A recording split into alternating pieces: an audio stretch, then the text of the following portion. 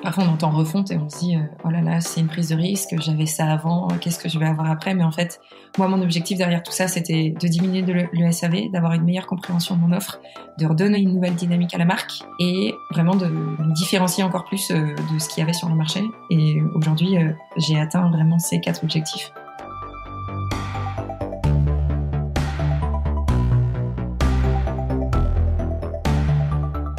Bonjour, vous êtes sur le point d'écouter un nouvel épisode du Panier, le podcast e-commerce dans lequel on décortique les recettes gagnantes des acteurs du commerce en ligne. Mon objectif est de dénicher avec vous les meilleurs conseils et retours d'expérience pour se lancer et progresser dans la vente en ligne. Acquisition, parcours client, outils, plantage, réussite, apprentissage, on abordera ici tous les sujets sans tabou. Je suis Laurent Kretz, cofondateur de Cosa Vostra, agence de conseil tech et créative. Avec la meilleure équipe du monde en conception, créa, dev et contenu, j'accompagne des boîtes de toute taille dans leur stratégie digitale. Contactez-moi sur lepanier@cosavostra.com, sur LinkedIn ou sur notre site cosavostra.com. Bonne écoute.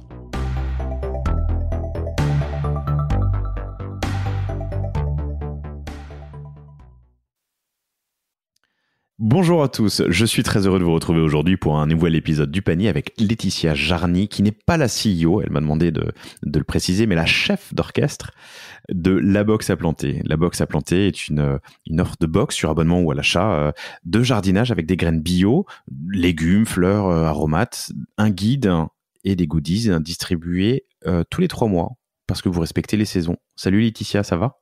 Bonjour Laurent, ça va super et toi ? Ça va bien, merci d'avoir accepté l'invitation. C'est une belle petite boîte que vous avez montée, une entreprise libérée, tu tenais à me le rappeler, dont tu es cliente de presque du premier jour, presque, mais que tu as rejoint en tant que CEO chef d'orchestre, en 2019, il y a 2 ans. Sujet intéressant, déjà 2 sujets intéressants. Vers la fin de l'épisode, on abordera le pilotage et la gestion d'entreprise d'une entreprise libérée, qui est une petite entreprise. Vous êtes une petite dizaine de personnes, mais quand même des enjeux.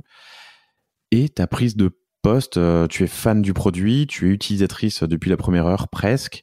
Tu rencontres un jour la fondatrice qui cherche un ou une CEO et poste que tu prends il y a 2 ans, c'est ça ? Exactement, c'est tout à fait ça. Je serais curieux de savoir comment c'est de reprendre une petite société qui est autofinancée, c'est ça, depuis le début ? Complètement. Et qui marche bien, puisque vous avez 5 ans, 45 000 clients depuis le début et plus d'1 million de sachets de graines envoyées. Et c'est ça. Mais peut-être qu'on peut commencer par ça. Alors, pardon, juste avant, sur la fiche d'identité, vous êtes basé à Nantes aussi, ça c'est important. Et toi, dans ton passé, t'as fait un passage par Imagination Machine, oui. Une sorte de startup studio accélérateur qui est basé à Nantes. Oui, tout à fait. Dont sont issus Quentin, cofondateur des Mini-Mondes, super épisode que je vous invite à écouter, et Joe, qui est dans l'hygiène féminine, autre super épisode que je vous invite à écouter. Qu'est-ce qu'il y a dans les sachets qu'on peut avoir sur La Box à Planter ? Tu l'as bien résumé, il y a des graines de fleurs, de légumes, d'aromates, des graines biologiques françaises, reproductibles, donc c'est-à-dire que si tu les conserves, l'année prochaine, l'année suivante, à chaque fois que tu voudrais les ressemer, tu pourras avoir des nouveaux plants. Il y a des graines qui ne sont pas reproductibles ? Oui. Il y a des plants, ok. C'est ça, exactement. C'est-à-dire que tu plantes qu'une fois et qu'ils ne refont pas de... Oui, tout à fait. Alors je suis désolé, c'est une question de néophyte, mais c'est quoi la différence ? Du coup, c'est la base même en fait de notre produit. Nous, on a des graines qui sont, on appelle ça des variétés anciennes, qui permettent justement que les plants puissent se reproduire d'année après année, que le taux de germination, le fait que la graine puisse faire encore d'autres plants, puisse germer encore, soit très très bon et puisse donner des fleurs, des légumes ou des aromates année après année. Mais moi, j'en ai chez moi que j'ai semés il y a 3 ans et qui sont toujours là et qui quand, une fois conservées, je les ressème et ça repart. D'accord. Est-ce que ça veut dire que sur le marché, dans d'autres distributeurs, je peux trouver des graines qui ne sont non reproductibles, Oui, c'est ça en fait. Si tu vas les conserver, elles vont avoir une germination qui sera moins bonne et puis au fur et à mesure du temps, en fait, ça ne donnera plus rien. D'accord, intéressant. Et donc des légumes, des fleurs, des aromates. Qu'est-ce que tu entends par aromates ? Ça va être de la menthe, de la... La ciboulette, okay, du basilic, de la sauge, exactement. Et plutôt pour des jardins, pour des jardinières, pour... Quel type d'utilisation? La box à planter, justement, ça a été créé parce qu'il y avait aussi l'envie de pouvoir permettre à tout à chacun, peu importe sa surface, de pouvoir cultiver, que ce soit un rebord de fenêtre pour y mettre des aromates, un petit balcon pour pouvoir y semer des légumes et des fleurs. Toutes nos variétés, en fait, elles sont adaptées à un usage balcon, un usage jardin. D'accord. Et donc tous les 3 mois, au rythme des saisons. Exactement. Avec des graines qui correspondent à la saison ou Oui. à la saison de germination? Non, à la saison, au moment où tu peux les semer. Au moment où tu peux les semer, parce qu'on ne sème pas, on sème en hiver aussi? Il y a certaines variétés qui peuvent, oui, mais c'est vrai que c'est le temps fort du jardinage, ça va être vraiment de février à, tu peux courir jusqu'à là en ce moment, ça va être la grosse période de remettre en pleine terre tous les petits semis qui sont bien restés au chaud. Et il y a certaines variétés qui se sèment, oui, en hiver, mais c'est très très limité. D'accord. On arrive quand même à en trouver. Qu'est-ce qui se passe en 2015 et qu'est-ce qui motive la création de la box à planter? L'envie de pouvoir jardiner en ville, de pouvoir se rappeler à quelle saison doit-on consommer les légumes, les aromates, se reconnecter à la nature, pouvoir appréhender vraiment l'enjeu de la biodiversité en ville, de pouvoir ramener de la verdure et de la nature sur des balcons et puis dans des petits jardins. Voilà. D'accord, ce sont c'est une origine France pour les graines? Oui. Est-ce que c'est quelles sont les premières étapes? Comment est-ce que tu trouves des fournisseurs de graines? Il y a des grossistes, c'est un milieu que je connais pas du tout. C'est des semenciers en direct. Okay. C'est leur métier de produire des graines qui sont destinées après à la vente. Donc c'est comme ça que ça commence. Julie, elle avait vraiment cette envie. À la base, elle voulait être maraîchère urbaine. Elle avait vraiment envie de pouvoir permettre aux gens de cultiver leur petit jardin, même si, comme elle, à l'époque, elle n'avait pas de jardin chez elle, elle avait juste un rebord de balcon. Et donc, tu vas chercher des semenciers, tu essayes de voir quels sont les légumes et les fleurs et les aromates qui se cultivent à quelle saison. Et puis après, tu rédiges quelques conseils jardinage et puis tu mets une petite surprise toujours éco-responsable à l'intérieur de la box et puis tu lances le projet. Quel type de surprise on peut trouver? Ça va être soit des bulbes de fleurs, des petits conseils maladies, vraiment tout ce qui est lié à l'univers du jardinage, parce que je pense qu'on pourra en discuter, mais on a l'habitude de toujours demander l'avis à nos clients de ce qu'ils ont envie d'avoir en fait dans les box. Et ils nous ont très clairement fait comprendre que les petits goodies en plastique qui déjà ne nous correspondent pas du tout à nous, ça leur faisait pas du tout plaisir, ou ce qui était lié à de l'alimentation purement et simplement n'était pas non plus ce qui leur plaisait. Et donc c'est vraiment des petites surprises éco-responsables, des petites découvertes qu'on peut leur faire qui sont toujours utiles et nécessaires. Je pense que le début des années 2020, c'est l'époque dorée des box. Je ne sais pas combien il y a eu de sociétés de box en France, mais je suis sûr qu'il y en a eu des centaines à une époque. Rares sont celles qui ont pu survivre ou survécu, en tout cas, aussi longtemps, qui ont été aussi pérennes, on va dire. Raconte-moi un peu le lancement, les premières box qui partent, les premiers clients, les premiers avis clients ou insights que vous essayez d'avoir. Que Julie essaye d'avoir à l'époque. Oui, et écoute, c'est lancement en 2015, une page Facebook, un compte Instagram, un produit, et puis en fait ça prend direct. Et il y avait un site qui était toujours le même, c'est sur WooCommerce, où on pouvait s'abonner, et puis au final, mois après mois, ça commence à prendre de la communication, une communauté très forte, beaucoup d'échanges, un beau produit qui finalement est resté comme au tout début. C'est toujours 5 sachets de graines, un livret explicatif, une petite surprise. Ça a vraiment pris beaucoup d'ampleur parce que c'est le bouche à oreille, nous, qui fonctionne très bien chez nous. En fait, c'est nos clients qui nous recommandent et qui achètent. Et tiens, j'ai une box à planter à Noël. Moi aussi, je vais en prendre pour les gens que je connais. Et en fait, ça fait une boucle comme ça, tout le temps. Et du coup, boucle avec beaucoup de bouche à oreille. De l'acquisition pour le lancement ? Non. Pour les premiers mois, les premiers trimestres plutôt? Écoute, la première fois qu'il y a eu des campagnes publicitaires qui ont été lancées, c'est quand je suis arrivée, en 2019. Ok, donc c'était un investissement à la fois sur le poste, mais aussi sur la dépense. Donc non, vraiment que de l'organique, beaucoup d'événementiels, de présence. Elle avait gagné aussi beaucoup de prix, puis la presse s'intéressait parce qu'en fait, On est la première box de jardinage qui a été lancée sur le marché. Il y avait que nous en 2015, et ça pendant un gros moment. D'autres acteurs sont arrivés il y a à peine 2-3 ans, et en fait ça a fait sensation, et les médias s'en sont fortement intéressés, donc ça a pris beaucoup d'ampleur. On a eu pas mal de reportages à la télé, BFM, etc. Donc c'est ça qui a aussi donné une très belle visibilité à la marque, et qui est portée par des valeurs fortes et animée par l'équipe derrière, qui en est aussi toute convaincue. Donc 3 associés femmes en plus. Alors nous, aujourd'hui, je veux dire. Aujourd'hui, on est 3. On n'est pas associés. On travaille pour la box à planter, okay. Mais on est 3 femmes. Et dans en tout, en fait, il y a juste un homme qui bosse avec nous. Tant mieux. Super. Donc, lancement 2015, que de l'organique, beaucoup de bouche à oreille. Oui. Vous étiez dès le départ sur le principe de la saisonnalité, une box dès tous le les 3 départ. mois. Ok. Et donc 5 sachets de graines fois 4 mois, 20 variétés différentes. Il y a un enjeu qui est important, et donc 5 ans se sont écoulés depuis. Dans l'univers de la box, sur un domaine, c'est le renouvellement des produits, ou la réutilisation en tout cas d'anciens éléments de contenu, par exemple, ou de contexte. Nous, on avait travaillé avec une société, dans le domaine du thé, qui faisait tous les mois, et qui avait fait depuis 5 ans tous les mois un thé différent, enfin des offres de thé différentes. L'un des axes d'optimisation était la réutilisation en fonction du churn, par exemple, des clients, de box passées, tu vois, de variétés passées. Comment est-ce que vous gérez justement cette offre et les contenus associés, les goodies associés, les surprises? Comment est-ce qu'on fait pour se renouveler, tu veux dire? Oui, ou pas. Est-ce qu'il y a est-ce que chaque printemps, je vais recevoir des fraises, par exemple, et du coup, tu vois, les contenus qui sont associés.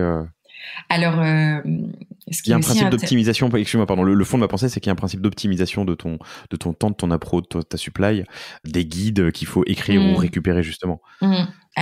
Si tu veux, ce qui est particulier, c'est que quand tu rentres dans l'univers du jardinage, tu te rends compte que une tomate, il y a centaines de variétés de tomates différentes. Donc finalement, tu peux mettre une centaine de variétés différentes de tomates, qui vont être des tomates cœur de bœuf, des tomates cerises, des tomates miel qui sont plus grosses, qui sont plus sucrées, des tomates classiques, des tomates violettes, des tomates plus charnues. Et en fait, tout ça contribue à ce que notre offre et notre socle principal, qui est notre matière première, les graines, c'est inépuisable.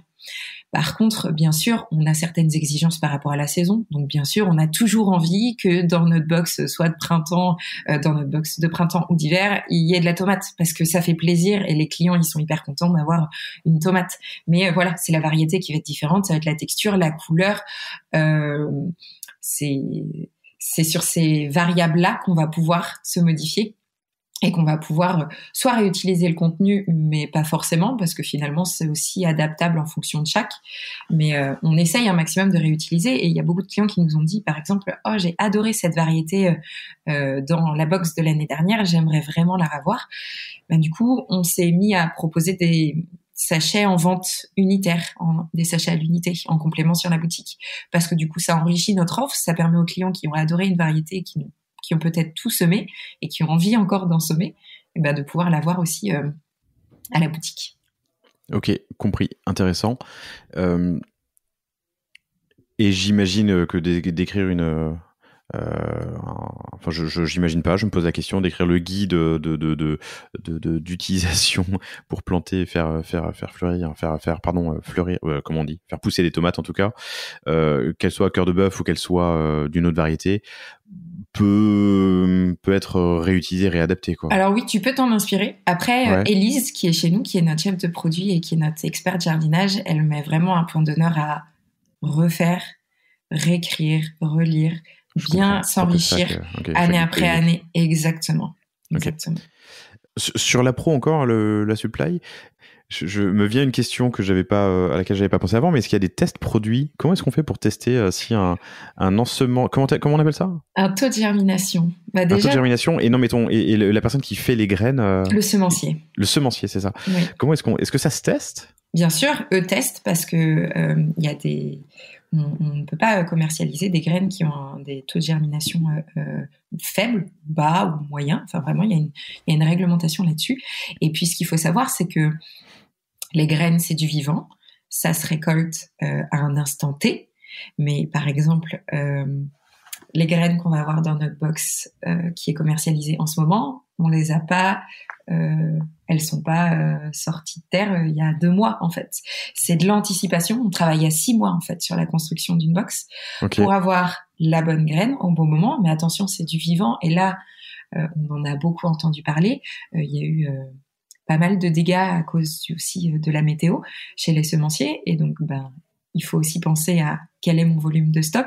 Est-ce que je vais en avoir assez? Est-ce que telle variété, ce semencier-là va en avoir assez pour ma box qui va sortir dans 6 mois? Dans 6 mois, ouais. Mais potentiellement, quel est par rapport à mon augmentation, mon objectif d'abonnés, est-ce que ça va tenir? Enfin, vraiment, c'est toute une stratégie dans la logistique et c'est pas simple. Et après, combien est-ce que j'ai de graines au final? Combien est-ce que j'en mets dans chaque sachet pour être sûr que mon client, il en ait assez pour faire toutes ces semences et que moi, mon semencier, soit capable de m'en donner le volume nécessaire aussi pour le faire. D'accord, compris. Et du coup, la qualité se fait pas sur le produit, parce que le produit, comme tu l'as dit, il est vivant, on peut pas le tester, pas vraiment le tester, c'est sur l'historique de votre relation avec le semencier? Non, parce qu'ils le testent aussi, en fait. Ils testent aussi leur variété au fur et à mesure. Eux, ils ont aussi des tests de germination en interne. Et aujourd'hui, nous, Comment on fait un test de germination? On fait pousser. On plante la graine. Voilà, c'est ça. Sur une variété, t'en fais 100 et puis tu regardes combien est-ce qu'il y en a qui poussent. Ok. Donc, il y a 6 mois, il a récolté des graines, il les travaille, il fait des tests. Vous les commandez pour préparer parce que tu m'as dit que le travail commence 6 mois avant. Vient ensuite l'étape du packaging. Vous avez un packaging qui vous est propre, que vous pourrez, chers auditeurs, découvrir sur le site, laboxaplanter.com. Je sais plus si je l'ai donné en intro, mais c'est assez simple, la box à planter sur Google enfin sur votre moteur de recherche préféré, pardon, je vous donnerai le premier lien. Mais donc un packaging qui vous est propre. Là, c'est un partenaire aussi, j'imagine, ou c'est vous qui le faites en interne? Oui, alors donc on a les semenciers pour la partie graines et puis pour le packaging, on travaille avec un cartonnier en fait qui nous fait toute box à plat. Elles font moins de 3 cm en fait, nos box. Et donc, elles permettent de se glisser facilement dans toutes les boîtes aux lettres. C'est l'avantage. En fait, on a une box livrée à domicile, mais il n'y a pas besoin d'être là pour réceptionner la box. C'est directement envoyé comme ça. C'est très bien, mais ça a aussi ses contraintes parce que il faut que ça fasse moins de 250 grammes et moins de 3 cm tout ce qui est à l'intérieur. Donc, tu vois, quand on parlait de surprise tout à l'heure, il y a aussi un enjeu je peux pas mettre un pot en terre cuite, par exemple. À l'intérieur. Donc ça, c'est une partie de notre fournisseur. Et puis, on travaille aussi avec un imprimeur qui, lui, se charge de nous imprimer les livrets qui sont glissés pour entretenir, récolter, comment entretenir, comment récolter, comment semer, tous les conseils jardinage qu'il y a avec cette box. D'accord. L'avantage, effectivement, c'est que la graine, c'est pas très lourd et pas très épais. Mais je comprends que pour la surprise, l'enjeu est plus important pour que ça rentre dans une boîte aux lettres. C'est un choix, hein. Il y a des box qui sont plus épaisses, évidemment, qui sont sur livraison programmée ou autre. J'ai reçu Spring récemment qui fait des produits d'entretien de ménage qui, pareil, a cette promesse d'avoir une box qui fait moins de 3 cm et qui est livrable dans une boîte aux lettres. C'est ça. Donc le semencier, le packaging et puis la création de la box. Donc tu as parlé d'Élise, hein, c'est ça? Oui. Et qui tous les 3 mois refait des contenus propres à la box en question. Quel type de contenu on va voir? C'est comment planter, comment entretenir, à quel moment? C'est ça. Ouais. Pourquoi est-ce qu'on a choisi cette variété-là? Qu'est-ce qu'elle a de particulier? Comment est-ce qu'on la sème? Comment est-ce qu'on entretient? Comment est-ce qu'on récolte? Quelles recettes on peut faire avec? Quelles sont aussi les maladies qu'on pourra retrouver au potager à ce moment de l'année? Quels sont nos bons conseils? En fait, dans le livret, on partage aussi des coups de cœur qu'on a dans l'entreprise, des chaînes YouTube qu'on adore, des podcasts à écouter, des magazines qu'on trouve bien faits. C'est vraiment un guide qui fait quand même 30 pages, une trentaine de pages. 30 pages quand même. Oui. J'avais en tête, je m'étais imaginé 5 pages pour 5 graines, tu vois. Non, c'est un vrai travail de rédaction. Okay. C'est une vraie œuvre. Enfin, pour moi, c'est une œuvre d'art qu'elle crée à chaque fois de rédaction sur cette box. Ok. Et puis elles ont toutes un thème différent, donc c'est pareil. Comment est-ce que tu les choisis en fonction du thème? En ce moment, c'est la Dolce Vita, c'est l'Italie, c'est le voyage. Donc, c'est comment est-ce qu'on fait vivre aussi ces graines-là au travers du thème de la box. Et t'es pas au bout de tes peines parce que l'enjeu final, c'est que ça pousse et pour avoir de super avis, même si j'imagine les valeurs transmises et puis l'effet waouh d'une box à planter, enfin je trouve ça hyper original et intéressant. Si je le plante et que ça pousse pas, parce que je suis un mauvais jardinier,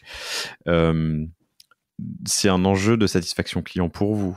Il n'y a pas de mauvais jardinier. Oui. Pardon ? Il n'y a pas de mauvais jardinier, il y a juste des débutants, des moins connaisseurs. Oui, ok.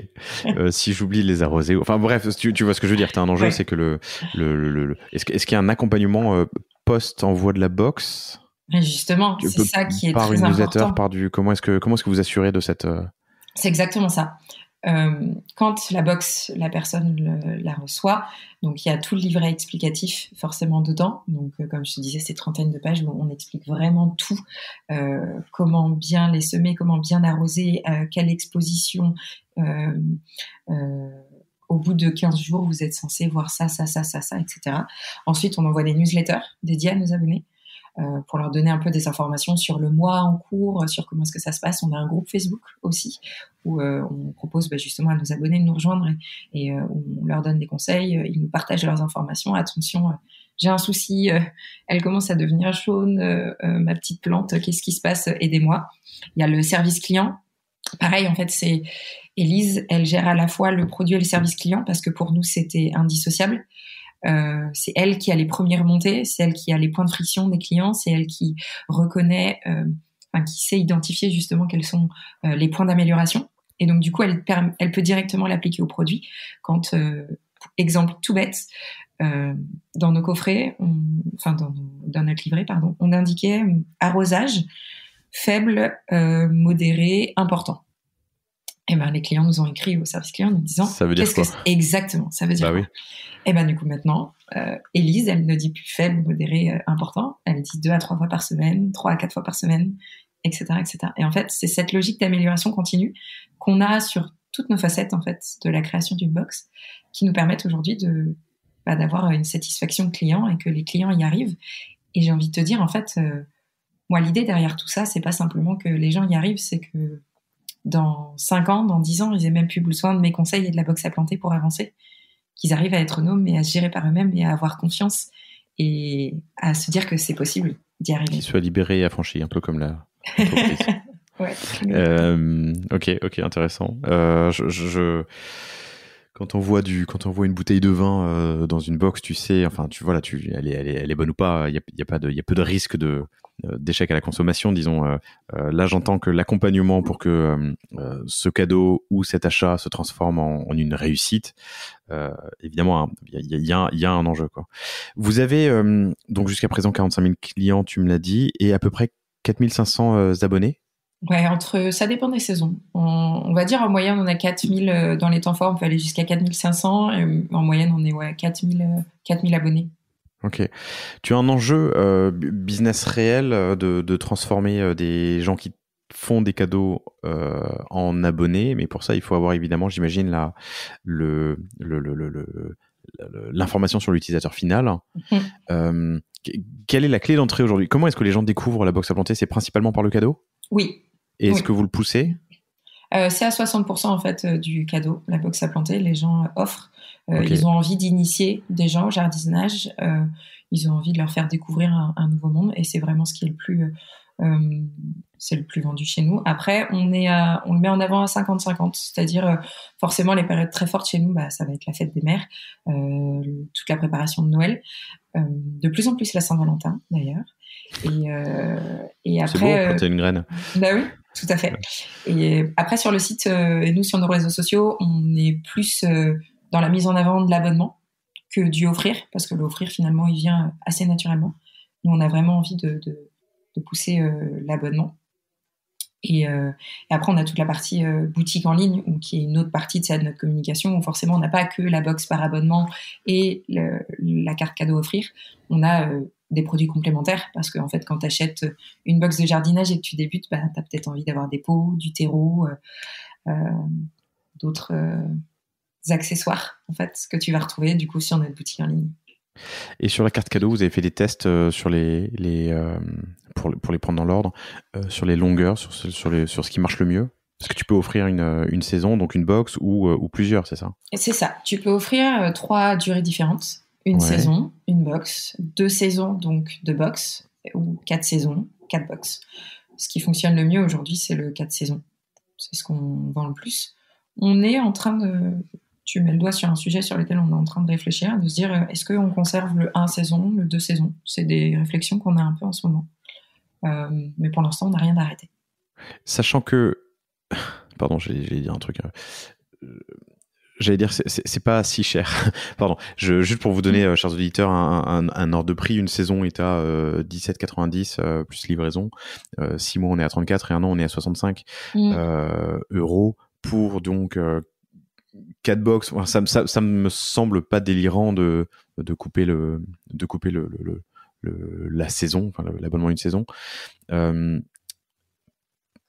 Ton enjeu, toi, une fois que la box a été offerte, c'est d'arriver à embarquer la personne qui a reçu le cadeau dans l'accompagnement, dans le CRM. Oui. Comment est-ce que vous faites? Est-ce que tu as un enseignement à nous partager? Écoute, on a monté ce qu'on appelle un programme spécial abonné. En fait, c'est donner des avantages exclusifs aux personnes qui sont abonnées chez nous.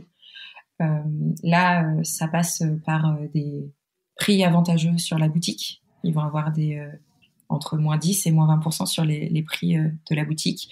Ils vont avoir à disposition des documents gratuits, accessibles tout le temps de leur durée de l'abonnement sur leur espace client. Ils ont une adresse SAV dédiée. Ils ont des avantages sur le programme de parrainage. Enfin, c'est beaucoup de choses en fait qui sont mis en avant. Pourquoi être abonné chez nous? D'avoir des conseils beaucoup plus poussés, beaucoup plus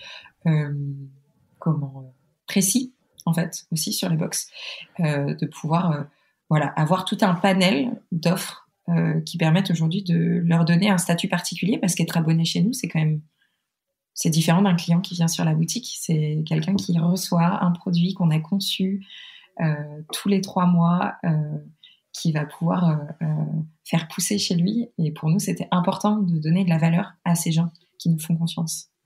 Je comprends. Est-ce que du coup, dans le packaging, tu différencies les offres cadeaux des offres abonnés? Est-ce qu'il y a par exemple un leaflet en plus, un flyer qui dit on vous a offert cette box, venez vous inscrire pour avoir des conseils? Non. Okay. Pas du tout. En fait, dans nos box, c'est assez marrant que tu parles de ça, parce que dans l'univers maintenant du e-commerce, on a beaucoup tendance à chiader le packaging, le conditionnement, mettre du papier de soie, du petit parfum, des petits cartons de remerciements. C'est pas du tout ce qu'on fait chez nous. Et parfois, c'est vrai qu'il y a des clients qui nous disent « Oh, j'ai reçu ma box juste comme ça et tout ». Mais en fait, nous, on a voulu construire une entreprise qui mettait en valeur le vivant, qui respectait l'humain, l'environnement, l'écologie, et il n'y a pas de superflu chez nous, il n'y a pas d'emballage plastique, il n'y a pas de gadgets, il y a vraiment le produit, lui et lui seul, et c'est adhérer aussi à notre façon de consommer, à notre façon de voir l'entreprise et le produit, acheter le produit en tant que tel, en fait, remettre le produit au cœur de l'expérience. Je comprends. Donc abonnement et abonnement cadeau à peu près moitié-moitié, hein, tu m'as dit 60-40, c'est ça? Ouais. Ok. Sur les autres moyens de distribuer ton offre, tu m'as dit que vous avez fait une collab récemment avec justement les Mini-Mondes. Oui. C'est ça. Oui. Je trouve ça hyper intéressant, parce que ce que je disais chers auditeurs, à Laetitia en préparant l'entretien, c'est que moi je jardine un minimum sur ma terrasse, c'est le petit bac qu'il y a devant ma maison. Je vis en ville, donc je n'ai pas de jardin, mais j'adore ça. Et à chaque fois que je mets les mains dans la terre, mes filles courent pour m'aider, parce qu'elles trouvent ça génial et c'est hyper ludique. Donc ça me semble évident, ça me semble important en tout cas de jouer sur cette clé, d'utiliser cette clé d'entrée qui est l'enfant. Et en plus, chez les enfants, il y a énormément d'apprentissage et de valeurs à faire passer autour de ça. Tu peux m'en dire plus un peu sur cette collab? Écoute, on est 2 entreprises nantaises avec des valeurs très fortes sur l'émerveillement et sur le respect de l'environnement, parce que les Mini-Mondes, ils ont aussi une partie de jouets en plastique recyclé. Et on s'était dit que ce serait intéressant de pouvoir associer nos 2 univers pour permettre aux enfants de découvrir le jardinage, sur cette partie ludique et tout en ayant aussi la partie mini-monde, justement découverte un peu de ce que peut entraîner le voyage par le jardinage. L'enjeu d'une collab, c'est quoi ? Bah écoute, nous, on a créé en fait un kit de jardinage pour enfants. Donc il y a 3 sachets de graines, un pot et puis une explication chartée à l'univers de marque ouais, voilà, exactement, à l'univers du marque des mini-mondes. Bah, l'enjeu, c'est aussi de voir derrière comment est-ce que nos communautés, elles apprécient tout ça. Nous, on se pose la question aussi pas mal de l'univers de l'enfant. Et en fait, avoir les mini-mondes aussi avec le coffret jardinage, c'était intéressant de voir comment est-ce que ça réagit. Et écoute, c'est plutôt un beau succès. Donc moi, je suis hyper fière d'avoir fait cette collab avec eux. L'équipe est top, on les aime beaucoup. Et si on a pu faire allier nos 2 box ensemble, c'est trop bien. Super. Vraiment, les mini-mondes, c'est un épisode intéressant que je vous invite à écouter, chers auditeurs. Donc, le site, cette collab, il y en aura d'autres, j'imagine ? On espère, bien sûr. On espère, ok. Bon, j'espère pour vous. Et ensuite, sur la distribution, vous avez aussi des partenaires, ou en tout cas, tu m'as dit que vous avez une 20aine de boutiques. Oui. Vous faites aussi un partenariat sur Nantes avec Plantes pour tous. Mm-hmm. Oui, sur leurs événements. Quelle est la politique sur le sujet, sur cette distribution physique ? On est beaucoup sur de l'entrant. C'est pas quelque chose qu'on a, nous, développé de par notre stratégie. On a un produit qui est assez fort, qui est assez intéressant. En fait, on a beaucoup de personnes qui nous demandent de revendre notre produit dans leur boutique. Et pour Plantes pour tous, c'est vrai qu'eux, ils étaient dans l'événementiel autour de Nantes. Et je me suis dit que c'était aussi intéressant de voir comment est-ce que ça pouvait réagir sur une cible qui est plus plante, donc, et pas vraiment jardinage. Mais finalement, les 2 univers coïncident bien. Donc ok. Et sur les boutiques, c'est de l'entrant. Donc, c'est des boutiques qui vous connaissent, vous ont découvert et vous ont demandé à distribuer les produits. Ils distribuent du coup la box de la saison ou des produits ils distribuent sur la boutique ? Majoritairement les coffrets qu'on a sur la boutique. Après, si on a du reliquat de box de saison, parce que nous, on a un prévisionnel forcément, et comme c'est des box qui sont en édition limitée, on les propose aussi. Mais c'est au choix. On a un catalogue qui est disponible et puis eux choisissent dans ce catalogue-là. Et donc, ce que tu dis, c'est que pour l'instant, c'est plutôt une approche opportuniste. Mm-hmm. C'est de l'entrant. Ça fait pas partie de la stratégie. Oui, exactement. On est vraiment sur de l'entrant. Il faut savoir que le B2B, en fait, ça représente, c'est quand même 20% de notre chiffre d'affaires. Tout en sachant qu'à côté de ça, on a une partie offre pro, parce qu'on a aussi des professionnels qui nous contactent pour faire des cadeaux à leurs salariés sur des événements, etc. Qui font des challenges d'entreprise sur du jardinage. Donc ça aussi, c'est une autre partie de l'offre de la box à planter. Ok, compris. T'as une idée de la durée de vie d'un abonnement moyen ? On est sur un peu plus de 1 an et demi. Ok. D'abonnement. Donc 18 mois, donc 6 box. En fait, après arrive facilement la contrainte de la place, si tu veux. Il y a aussi ça. En fait, le churn aussi, le plus important, c'est le fait que les gens... Il y a un moment où j'ai rempli mes jardinières, quoi. Exactement. Même si nous, on leur conseille, on leur dit, telle variété, c'est à semer avec telle autre pour minimiser la place prise à chaque box. À un moment donné, c'est incompressible quand ton balcon, il est plein, parce qu'en plus, ça pousse. Donc, c'est ça. On arrive à des gens qui finissent par se désabonner. D'accord, donc 18 mois environ. Je me demandais s'il y avait un phénomène soit de lassitude, soit justement de place, parce que moi je regardais mon balcon, ma terrasse, et elle est effectivement pleine, et je me fais engueuler souvent par je ne dirais pas qui, parce qu'elle écoute ses podcasts, mais ok, très bien. Et sur les boutiques, donc le B2B, B2C, tu dis que ça représente 20% de vos chiffres d'affaires ? C'est la partie pro, offre pro et offre pro boutique revendeur. Oui. Ouais. Ok. Très bien. Tu m'as dit que tu es arrivé il y a 2 ans dans la société et que tu es arrivé, avec toi est arrivé l'achat média. Quelle a été ton approche et ta stratégie sur le sujet ? Écoute, on a voulu tester, voir, parce qu'aujourd'hui, on était simplement sur du bouche à oreille, de l'SEO très bien remonté, notamment parce qu'on a un blog avec beaucoup d'articles qui permet aussi d'accompagner encore plus les abonnés dans leur jardinage. On a commencé par de l'achat de marque très simple sur Google Ads, ce qu'on fait encore partiellement maintenant sur des temps un peu forts. Ensuite, on a testé tout ce qui était business manager avec Facebook, Instagram. On a des campagnes qui tournent sur du retargeting majoritairement. Il y avait rien en fait qui était en place. On a pas mal de segmentation en fonction de notre de la cible, que ce soit froid, tiède, chaud, en fait, en fonction des interactions qu'on va pouvoir avoir sur le site et des différents messages qu'on va pouvoir faire passer. Attends, tu peux revenir là-dessus? Froid, tiède, chaud, c'est-à-dire en les fonction des interactions sur le site? Ouais, en fait, froid, les gens ne nous connaissent pas. Tiède, ils sont venus sur le site, mais ils n'ont pas acheté. Okay. Et puis chaud, ils ont mis au panier et puis ils ont pas finalisé. Et ça, c'est sur tes actions de retargeting? Ça, c'est vraiment des campagnes qui sont dédiées. Okay. Ouais. Et puis après, on a aussi la partie retargeting sur qui est un peu plus courte. En fait, on a Titouan, du coup, le seul garçon chez nous, qui gère tout ça. C'est notre chef de projet web qui gère toute la partie site et campagne publicitaire. Ok, un apprentissage, un insight à partager sur ce qui a le mieux marché sur ces différents canaux? Étonnamment, on a quand même une bonne réceptivité du froid sur nos campagnes, des cibles froides. Donc franchement, ne pas hésiter à tester différents messages, différents produits. On a à la fois, on a pu faire des vidéos, nous, on a pu faire des collections. Enfin vraiment, je pense qu'on a testé un peu tous les modèles qui existaient sur Facebook. Et finalement, ce qu'on se rend compte quand même, c'est les vidéos et puis aussi le partage de témoignages clients qui fonctionne hyper bien parce que on a chez nous une note de 4,7 sur 4200 avis Trustpilot. Et ça, dès qu'on le met en avant, c'est de la réassurance. Donc, ça permet d'avoir de meilleurs taux, en fait. Que tu mets en avant dans tes pubs? Oui, ouais, okay. Carrément. Plutôt Facebook, plutôt Instagram? Est-ce qu'il y a un plutôt Facebook. Univers? Ok. Oui. Ok. Qui sont tes personas? D'ailleurs, je t'ai pas posé la question.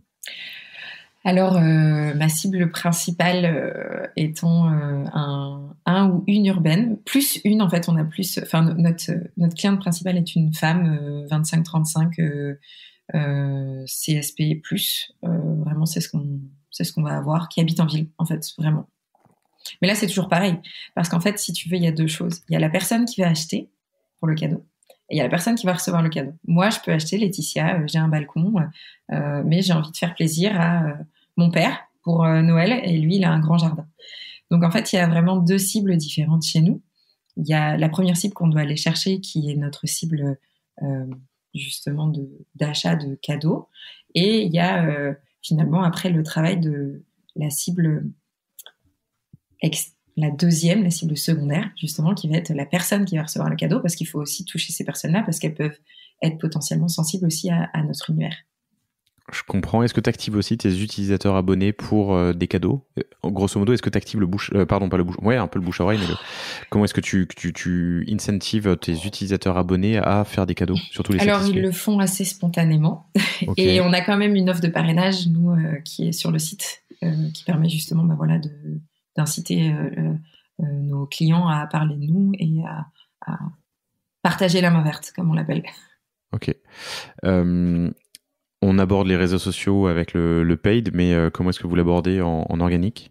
Vous avez 30 000 followers, je crois, sur Instagram, je dis pas de bêtises. Quasiment, on est à 27 000, ouais. 22 sur Facebook, on a aussi Pinterest, on a la chaîne YouTube, on travaille aussi un peu LinkedIn.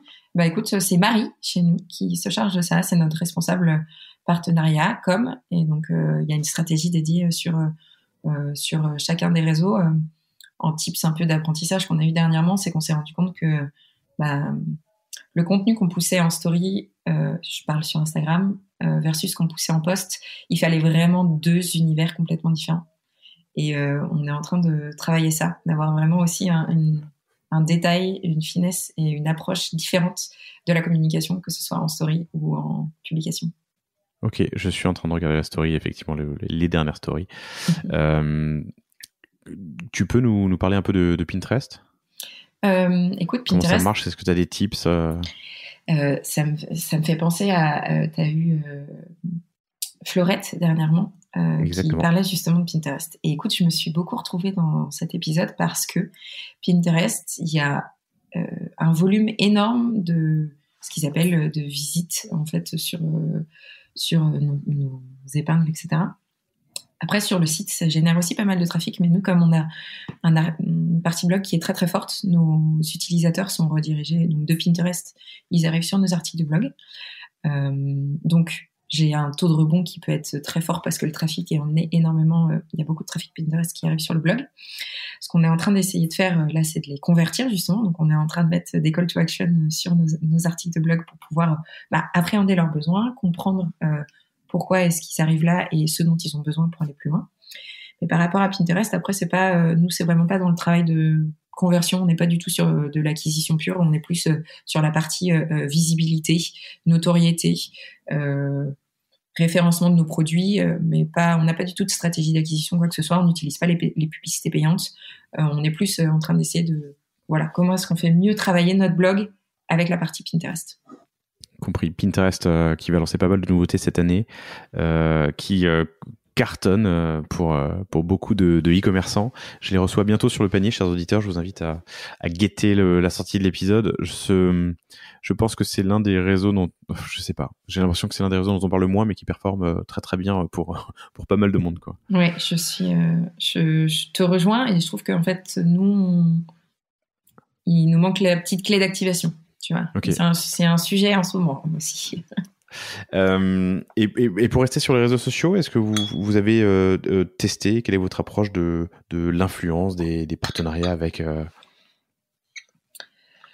On sélectionne une petite dizaine d'influenceurs jardinage green à chaque saison qui vont recevoir notre box.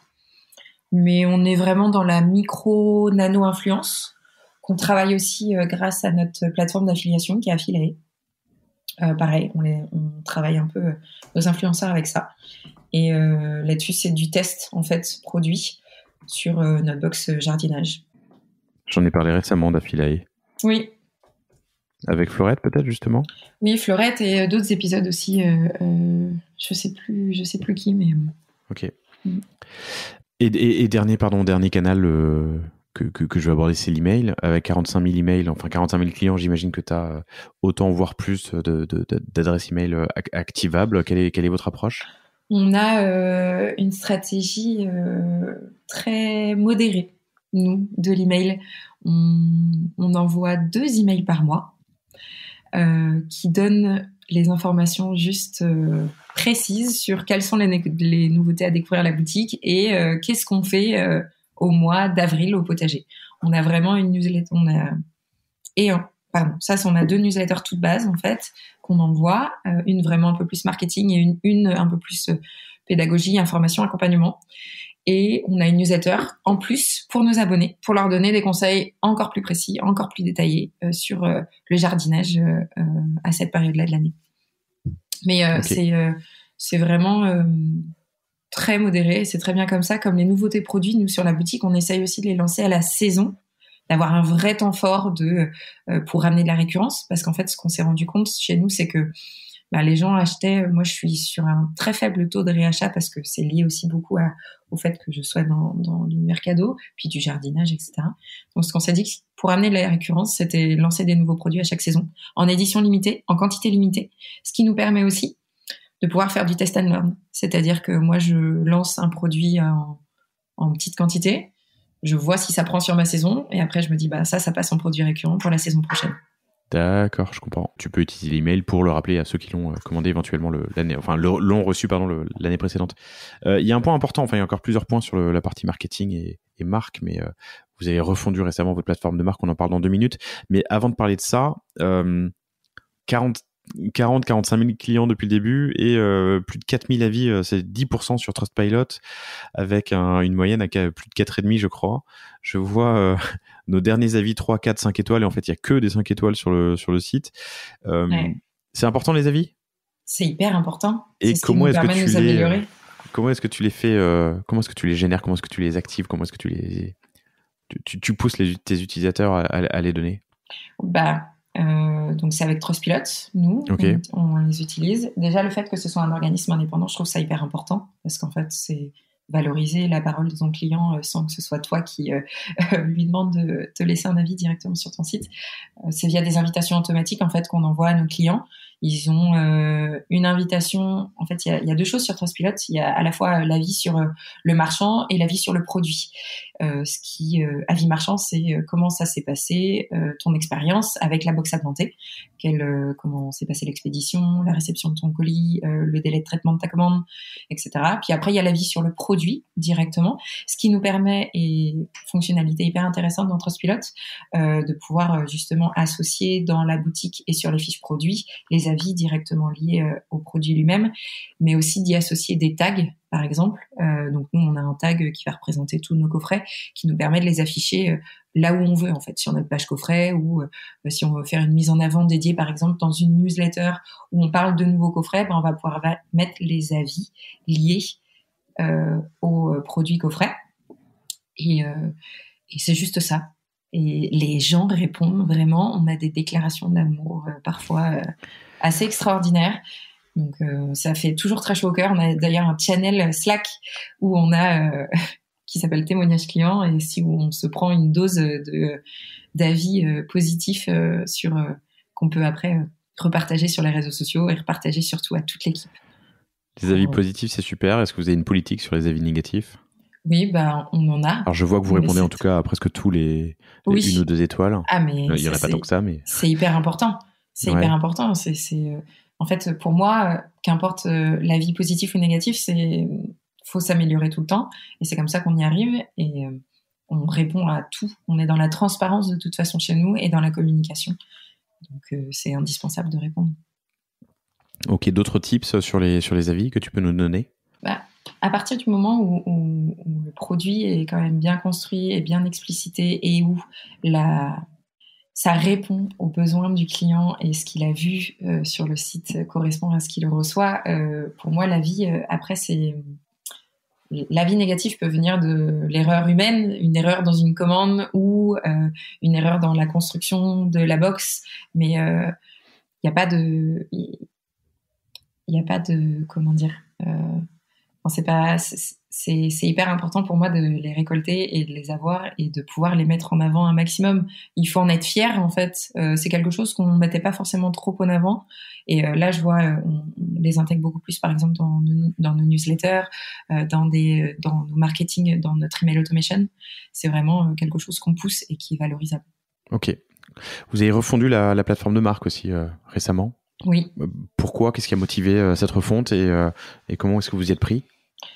En juillet 2020, pour les 5 ans de la box à planter, on a tout relancé, que ce soit le logo, le site internet, les coffrets, les produits, toute la charte. Ce qu'on a voulu, en fait, c'est redynamiser l'image de la box à planter, parce que généralement, tu vois un site, on dit qu'entre 3 et 5 ans, c'est bien de le remettre à niveau, de le remettre à jour. Il n'avait pas bougé depuis 5 ans. Il y avait des fonctionnalités derrière aussi sur WooCommerce qui étaient out of date, enfin vraiment qui étaient obsolètes. Il y avait énormément de SAV sur des éléments du site qui n'étaient pas assez compréhensibles. Donc on a vraiment commencé à passer la refonte. On a déjà priorisé. On a d'abord fonctionné sur les pages qui étaient les plus stratégiques, celles qui nous généraient le plus de CA, qui étaient vraiment les pages transactionnelles. On a vraiment décidé de se concentrer justement sur l'abonnement, le offrir et la boutique dans un second temps. On a mieux expliqué les informations de l'abonnement, du offrir, de la carte cadeau quand c'est une carte cadeau PDF, quand c'est une carte cadeau papier. On a revu tout notre tunnel de commande, vraiment sur de l'enfermement utilisateur, une meilleure compréhension de l'information, des temps de livraison. De l'enfermement utilisateur ? Ouais, c'est-à-dire quand tu arrives sur le panier et qu'après tu rentres dans notre tunnel de conversion, tu n'as plus le menu, en fait, là-haut. Ce qui fait que tu n'es plus tenté, entre guillemets, de repartir, de te dire « Ah, je vais rechercher autre chose » ou « Ah non, finalement, qu'est-ce qu'il y avait déjà sur cette page-là ? Je m'en souviens plus. » Ce que font pas mal de très très grands acteurs, dont Amazon d'ailleurs. Une fois que tu es rentré dans le tunnel, il y a un moment où tu n'as plus le menu, tu es juste t'es dans ton tunnel, quoi. Exactement. L'enfermement utilisateur, j'avais jamais entendu le terme comme ça. Ouais, c'est ça. Ok. Et donc on a commencé par travailler sur tout ça, et très clairement, cette refonte a permis aujourd'hui de réduire de l'ordre, on s'en est surtout rendu compte à Noël, de l'ordre de 60% des demandes entrant au SAV. Donc en fait, il il y a beaucoup de... Parfois, on entend refonte et on se dit oh là là, c'est une prise de risque, j'avais ça avant, qu'est-ce que je vais avoir après? Mais en fait, moi, mon objectif derrière tout ça, c'était de diminuer le SAV, d'avoir une meilleure compréhension de mon offre, de redonner une nouvelle dynamique à la marque et vraiment de nous différencier encore plus de ce qu'il y avait sur le marché. Et aujourd'hui, j'ai atteint vraiment ces 4 objectifs. Donc, je suis hyper contente d'avoir mis ça en place avec les équipes. Super, je me le note, c'est hyper intéressant. Vous l'avez fait en interne, vous l'avez fait en externe, vous êtes accompagné? En fait, on travaille avec une graphiste et une développeuse en freelance, toutes les deux.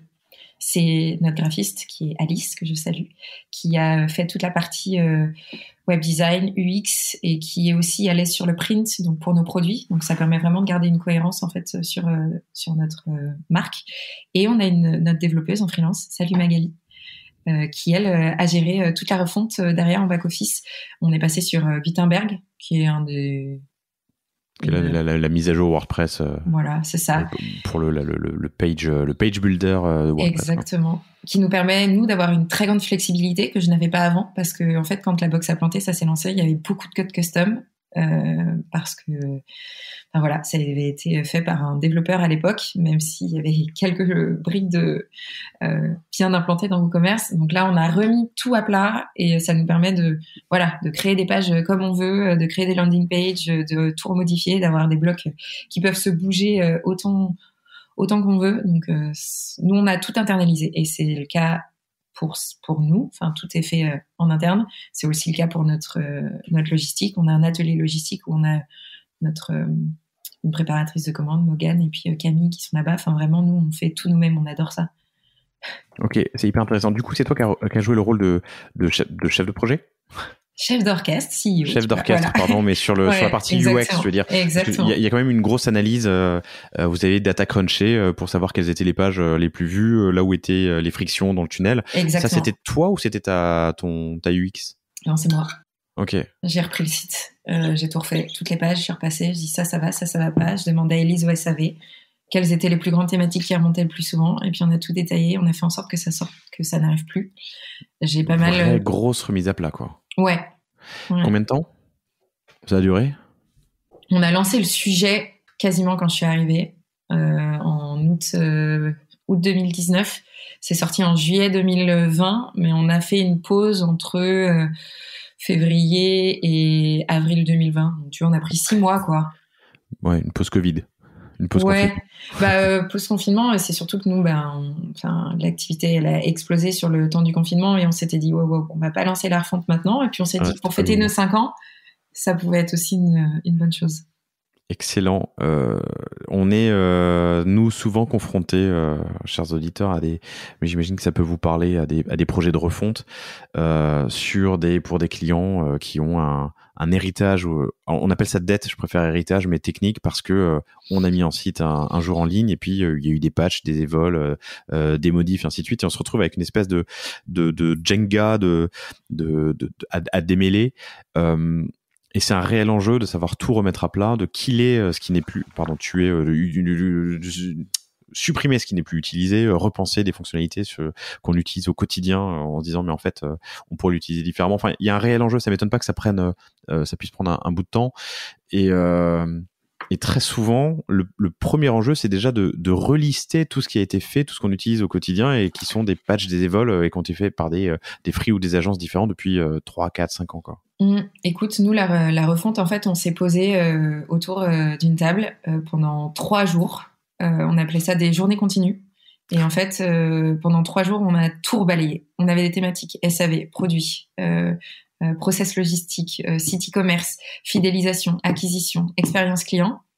Et Trello à fond, des cartes dans tous les sens pour tout segmenter, tout lister. On avait appelé ça la box 2.0. Et ensuite, on a fonctionné par étapes, en priorisant les tâches, en définissant quelles étaient les ressources nécessaires, si c'était une tâche possiblement à faire en interne ou il fallait de l'externe. Et puis, on a mobilisé toutes les équipes et puis on a réussi à sortir ça dans les temps, mais tout en essayant vraiment d'avoir cette logique de qu'est-ce qui est important, les pages transactionnelles, les pages secondaires, les pages tertiaires. Et vous êtes resté sur WordPress et WooCommerce? Ouais. Une refonte, c'était aussi l'occasion de se poser la question de changer de CMS? Ouais, mais on ne se l'est pas encore posé. Donc, enfin, vous l'êtes posé puisque vous l'avez fait, de rester sur le. Non, c'était. Oui, voilà. Mais on s'est dit que pour l'instant, ça nous convenait très bien. On arrivait à s'en sortir comme ça. Mais oui, en fait, il y a beaucoup de questions. On entend l'hyper-croissance en ce moment de Shopify, tu vois, sur ces logiques-là. Pour l'instant, on est bien avec WooCommerce, même si parfois, ça tend à avoir ses propres limites. Mais on se pose pas encore cette question-là. Que sa flexibilité rattrape, j'ai envie de dire. Tout à fait. Nous, on est des grands fans on est très très bons au commerce en Shopify, mais ça dépend vraiment des sujets, des attentes, des envies en face. Et puis, comme tu dis, ça dépend du thème, ça dépend du page builder, ça dépend de plein de choses en fait. Ouais. En tout cas, félicitations. Vous avez aussi revu du coup l'identité. Oui. Avec cette graphiste, avec Julie, c'est ça? Alice. Alice. Oui, Alice. Je devrais m'en souvenir. Donc vous restez sur WordPress et WooCommerce. Quels sont les autres outils que vous utilisez au quotidien et dont tu ne pourrais pas te passer? Donc tu m'as parlé d'Affiliate pour l'affiliation. Oui. On a Sendinblue pour nos newsletters, Trello, Slack pour la vie d'équipe, forcément. Moi, j'ai des petits chouchous sur WooCommerce, c'est Automato pour le marketing automation, qui est très bien tu ne fais pas sur Sendinblue du coup. Automato, enfin Sendinblue pour faire de l'automation sur Sendinblue, il faut mieux faire un peu de code, mais Automato. Oui, Automato. Sur Sendinblue, en fait, on a les envois de newsletter et tout ce qui est automation, mais vraiment lié justement à cette newsletter. Donc, c'est-à-dire que nous, quand tu t'inscris à notre newsletter, on envoie 2 guides pour commencer, pour bien débuter au jardinage. Et donc ça, c'est géré via Automato. Via Sendinblue. Et Automato, c'est vraiment plus ce qui va être lié au transactionnel, à la vie du client. Donc, tout ce qui est déjà les mails classiques de commande, de suivi de commande, panier abandonné, des informations sur leur abonnement, combien de box il leur reste, des informations sur les produits qu'ils ont achetés, des informations complémentaires. Voilà, c'est vraiment lié à l'univers WooCommerce et ça, c'est une pépite. En plus, il y a des workflows, donc des flux de travail qui sont déjà préfaits et qui, en 2 clics, sont activables, ce qui permet déjà d'avoir, comme c'est dans WooCommerce et c'est complètement intégré, on a déjà toutes les méta, toutes les données en fait qui sont stockées dedans et c'est hyper simple à manier. Vraiment, c'est top. Et puis, j'ai aussi... on a role-based pricing qui permet justement, c'est un plugin qu'on utilise qui nous permet d'afficher des prix différents sur la boutique.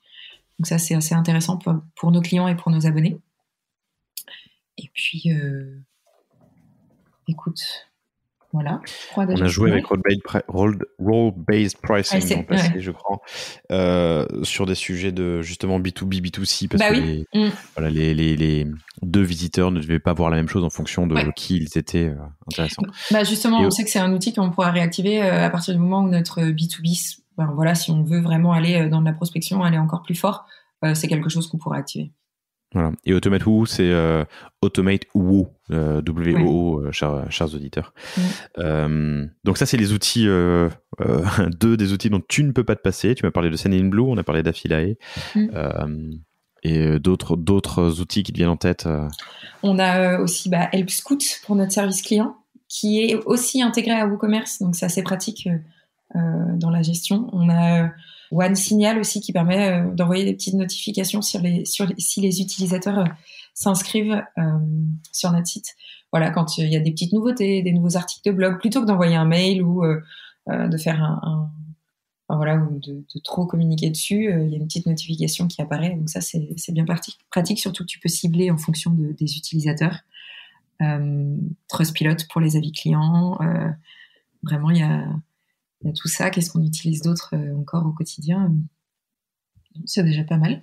C'est déjà pas mal. OneSignal, on n'en parle pas assez, mais c'est vrai que ça fait partie de cette génération d'outils qui permet d'envoyer des notifications à différents endroits, à différents moments, en fonction de différentes actions. C'est vraiment assez puissant, que ce soit du SMS, push mobile, push de desktop ou carrément notif sur site. Hein, c'est ça, c'est comme ça que vous l'utilisez. Il y a pas mal et du coup, par des scénarios ou par de la B-testing, il faut absolument que je fasse un épisode d'ailleurs sur ces sujets, ça peut être intéressant. Complètement.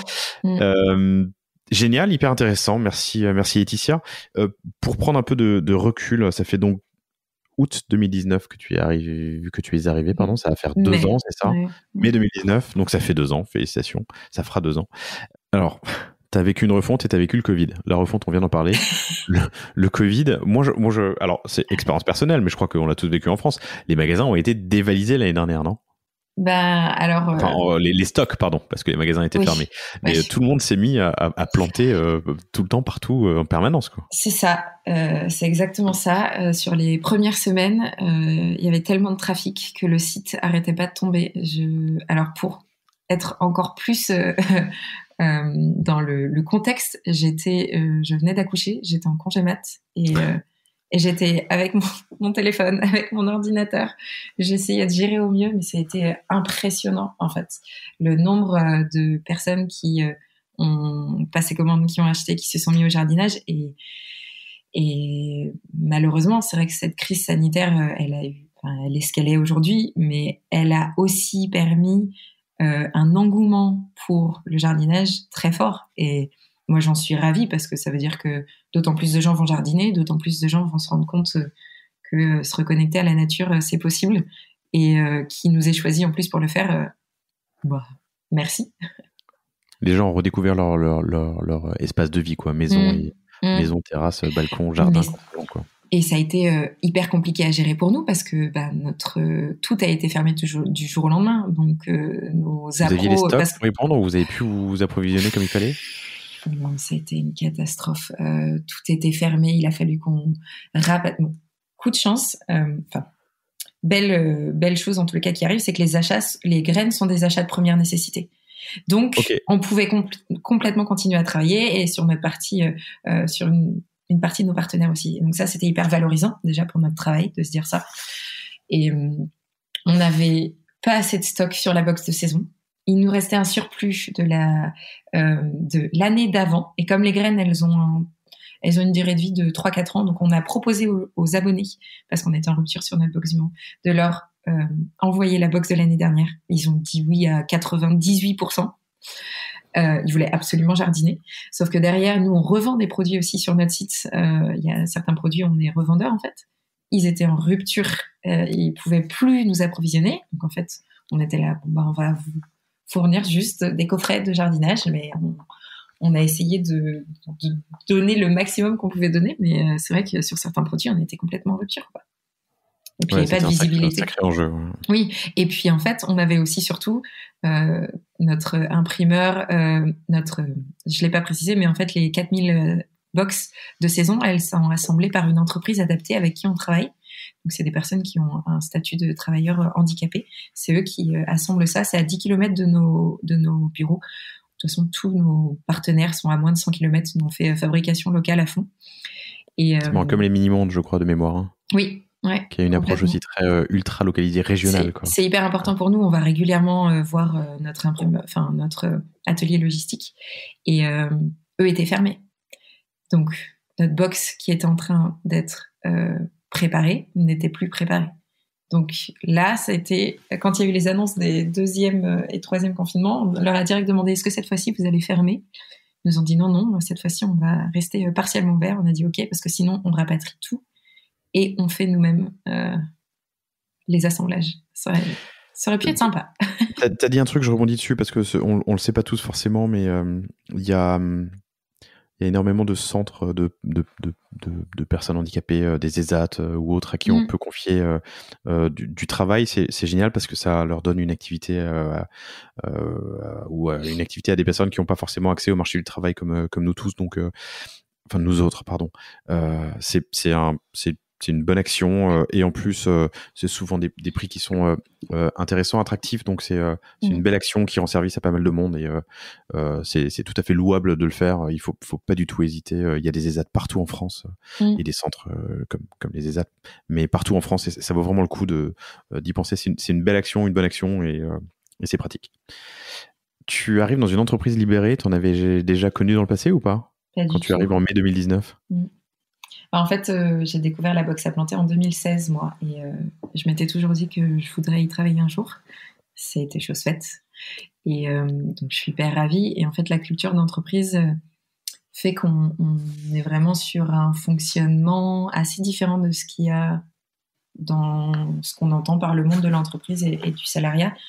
On est une entreprise où on se gère déjà non pas aux heures passées, mais aux missions, aux tâches faites. On a une très grande autonomie et une flexibilité dans notre temps de travail, dans notre lieu de travail. On accorde de l'importance à l'humain et à notre santé mentale plutôt qu'à l'exécution d'un travail, vraiment. On a des prises de décision qui sont collectives, démocratiques, par le biais de consultations. Vraiment, c'est hyper important pour nous de mettre en avant tout ça et de se sentir bien dans notre entreprise. Et c'est ce qui fait aujourd'hui que depuis 5 ans, c'est les mêmes personnes qui sont là, tu vois. Ouais, ça cadre un peu aussi les personnes que tu accueilles et les personnes qui restent. Bien sûr, et tu fais bien de le souligner parce que lors des recrutements, on fait vraiment un gros focus là-dessus parce que certaines personnes ne sont pas à l'aise dans le non-cadre. Elles ont besoin d'avoir des barrières, des limites dans l'exécution de leur travail. Chez nous, c'est pas du tout ça. Donc, c'est important de le souligner et d'avoir cette vraie philosophie et de pas... Voilà, on ne se justifie pas si on n'a pas envie de travailler ce matin. On ne se justifie pas si on a envie de prendre son après-midi. Et enfin voilà, c'est vraiment... Il y a quand même une fixation à un moment. Il faut bien que... Alors tu l'as dit, chef d'orchestre, il faut fixer un objectif. Il faut... c'est marrant, j'allais dire justement fixer un cadre, mais le cadre, c'est les tâches que tu dois réaliser. Exactement, c'est ça. En fait, mais chacune est autonome dans sa gestion de ses missions. Donc, on se définit des projets communs, mais après, on sait exactement ce qu'on a à faire, dans quel temps on doit le réaliser, et chacun le fait en fonction des différentes limites forcément qu'on a. Mais je veux dire par là que on ne se met pas de pression et d'objectifs insensés, tu vois. Chez nous, il n'y a pas de prime sur objectif, d'objectifs quanti, d'objectifs quali. On est vraiment détaché de ça. Et en fait, je pense que quand tu demandes aux gens qui viennent chez nous travailler, moi, je vais pas travailler. Je vais parce que je suis passionnée par ce que je fais et parce que j'adore mon entreprise, j'adore mon produit. Et j'ai pas l'impression de travailler, en fait. Ok. C'est génial. Tu le découvrais en 2019 quand tu es arrivé? Je connaissais déjà ce mode de fonctionnement à la création de la box à planter parce que c'était déjà comme ça et c'est ce qui m'avait aussi séduite. Je me sentais plus à l'aise dans cette façon de fonctionner aussi. D'accord, mais c'est la première fois que tu étais dans un mode de fonctionnement Bien sûr, libéré. Ouais. Okay. Et qu'on a vraiment envie d'aller encore plus loin si ça peut intéresser, mais en fait c'est tout ce qui est fonctionnement aussi en holacratie. En fait, vraiment des systèmes de gouvernance. Ouais, des systèmes de gouvernance d'entreprise qui sont hyper intéressants et on est vraiment en train de se pencher un peu plus aussi sur ce sujet pour C'est quoi la holacratie ? Enfin, c'est un système de gouvernance par des groupes de personnes où tu peux être responsable de différents projets, de consultations collectives, avec chacun qui peut avoir des rôles, par exemple dans des réunions, d'avoir un rôle de médiateur, de facilitateur. Par exemple, quand on arrive en réunion chez nous, on se fait toujours un point météo, un point de comment ça va. 5 minutes, la personne dit comment est-ce qu'elle se sent aujourd'hui à tel moment. Parce que ça peut expliquer la façon dont elle va pouvoir interagir avec les autres, la façon dont elle va pouvoir construire sa journée, sa semaine. Un manque de motivation n'est pas synonyme, d'entrain n'est pas synonyme de j'ai la flemme de faire cette tâche, par exemple. Mais c'est vraiment prendre le temps de s'écouter et de se dire alors comment ça va aujourd'hui ? Ok, moi je suis pas en forme, je vais travailler dans mon coin, ne me parlez pas. C'est pas contre vous, mais c'est juste personnellement. Et voilà. Merci infiniment Laetitia, c'était top. Qu'est-ce qu'on peut vous souhaiter pour 2021, qui est déjà bien entamé maintenant ? Encore plus de sachets de graines vendus. Super. Chers auditeurs, laboxaplanter.com, j'espère que cet épisode vous a plu. Moi j'ai beaucoup aimé l'enregistrer. On a parlé d'ailleurs un peu tout à l'heure de Plantes pour tous, qui est une boîte sympa aussi, que j'aimerais beaucoup recevoir. Je les invite, s'ils nous écoutent, à revenir vers moi. Laetitia, merci infiniment pour ton temps. Merci à toi, ça m'a fait très plaisir. Je te souhaite une excellente journée, ainsi qu'à vous tous, chers auditeurs. À bientôt, au revoir. Merci d'avoir écouté cet épisode du panier. J'espère qu'il vous a plu. Si c'est le cas, et même si ce n'est pas le cas, abonnez-vous pour ne rater aucun épisode. Parlez-en autour de vous et laissez-moi un commentaire sympathique sur Apple Podcast. C'est ce qui m'aide le plus à remonter dans les classements. N'hésitez pas non plus à le partager à chacun de vos contacts dans le business. Chaque nouvel auditeur intéressé est une victoire. Si vous avez besoin d'un accompagnement tech et créatif, que ce soit pour votre site internet, votre stratégie de contenu ou d'inbound marketing, n'hésitez pas à me contacter à l'adresse lepanier@cosavostra.com. À bientôt.